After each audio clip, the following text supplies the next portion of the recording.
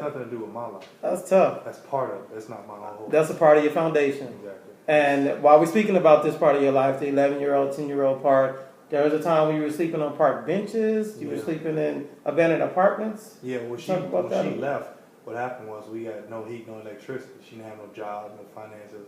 So she didn't have any means of support. So she went to try to get a job. But our power got turned off, lights was off. So when I came home one day, she was just gone.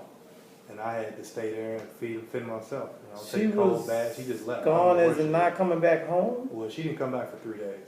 That's tough. Yeah. Man. So, you know, at the age of 11, how do trying you to figure your way. Right. And your older brother. He had already ran away. So it was just you? Just me by myself. That's the part I can't imagine. This happens in the projects. You know, when you're poor living, people try to find their way, and sometimes their own way doesn't fit with everyone else's, even including their children. That's horrible. Yeah, but it's, once again, it was part of what I was built for. You know, I wound up eating bread, bologna, cold, faucet water, taking cold, but I was still taking care of myself. I took my toothbrush and deodorant to school to take hot showers. Right. So, you know, I found a way to make sure I wasn't just going to make excuses. That's all I had was school.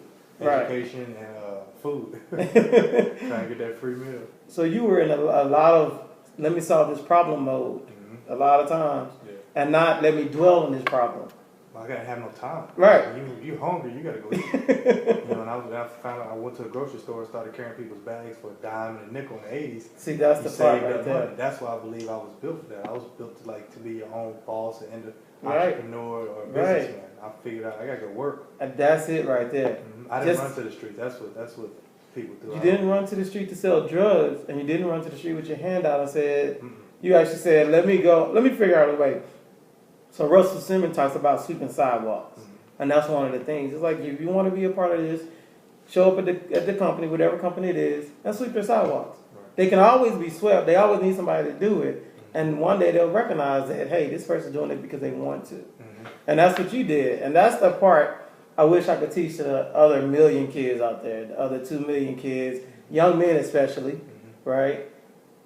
You don't have to wait for somebody to give you the answer. It can be as basic as, let me do this act of service for somebody else. So you carrying grocery bags out to the car for other people, that helped them out. Maybe they had a bad back. Maybe they just had a cold. Maybe they were happy to give you that money because they felt like I was doing something positive. Instead of trying to take it from them. Exactly.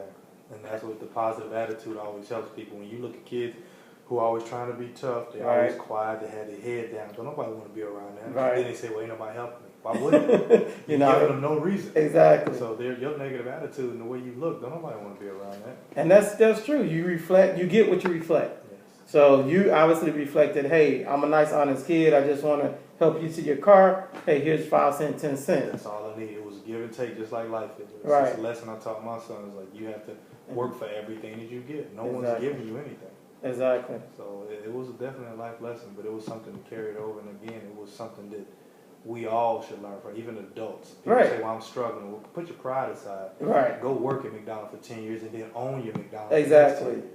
Never forget about the basics. Yeah, if these guys want quick money and then they realize they go to jail, get in trouble, trying to struggle, and then they realize, man, I'm going to waste all this time hustling, and I could have been working hard to do it the right way. Because doing it the right way lasts a lot longer. Because they can't take it away from you. It's yours. That's right. They can't take it away from you because you earned it honestly. So how were you so mature at 11? At 11, I think I'm mature. It's common sense. For you. For anyone. For me.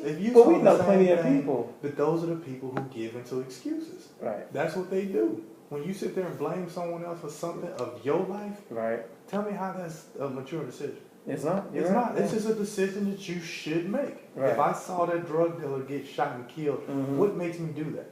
Right. You can't explain it because when you ask the kid what made you follow him, he's like, I don't know. Well, I don't know why either because it doesn't make sense. Right. So for you to follow this nonsense, it doesn't make sense. So to me, at 11, I saw them people get killed. Right. I saw my family go down with drinking and smoking. Right. You know, drugs, and I was just like, why would I do that? So I need to go find another way. And I saw people working at jobs, getting money to get food.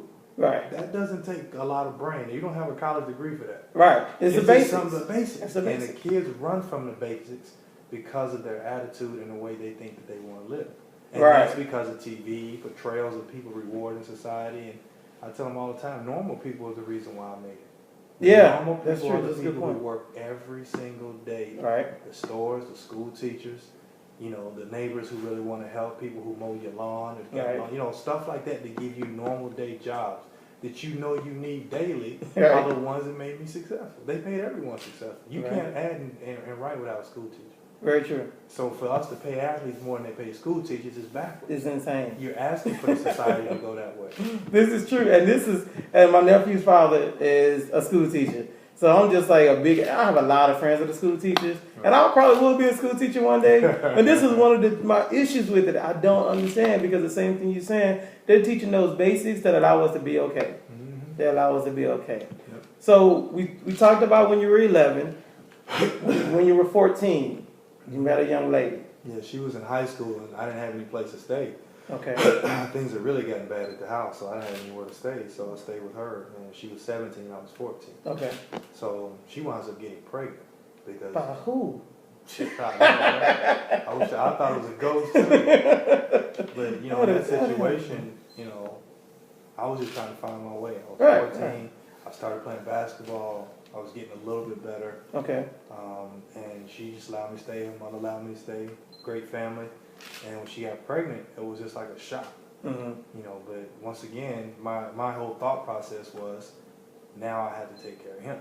And that part, that's how I was impressed. Yeah. It was the part where you said you were taking your kid with you to work. Mm-hmm. At 14. Yeah, well, 15. At 15. The next year, we wound up breaking up. She wound up moving. Mm-hmm. And I couldn't come. What city is this? This is Louisville, Kentucky. Okay, and she moved away from Louisville. Well, she stayed in Louisville, but it was further away. Okay, I see what you're saying. We had no cell phones in the 80s. That's 88. Right. You know, so it wasn't like that. And when she did that, I couldn't find, you know, my son. I didn't know where she was at. Right. So all of a sudden, I get papers that I got to pay child support court. Really? So that's the only way you were able to find out where she was. Yeah, and I had to pick my son up, and then she gets in trouble. And I have to get custody of him for a little while. So I'm keeping him for she got some legal trouble. Yeah, so I'm keeping him for time to time, and I'm walking him to school. Right. You know, taking him to relatives' house. You know, this is 1 and 2 years old for the next 2 years, and I had 2 jobs. I went to school. Okay. Played basketball. Okay. Got out of activity bus at 5:15. I worked from 6 to 9 o'clock at the candy truck, and on weekends I did paper routes. Hey, newspapers, man, newspapers. I did newspapers 20 years, man. Yeah. Yes, that runs deep in my blood, man. Okay. Very deep.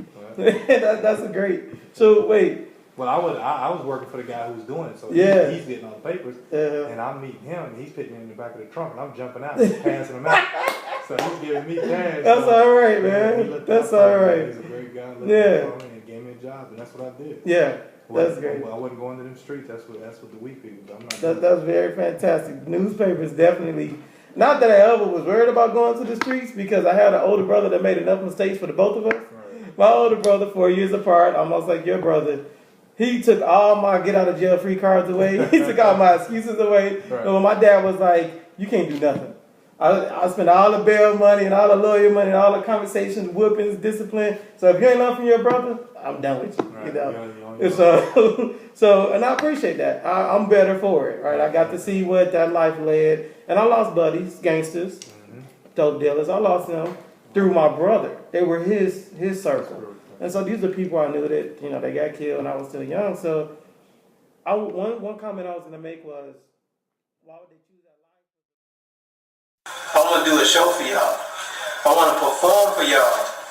Starting next week, though.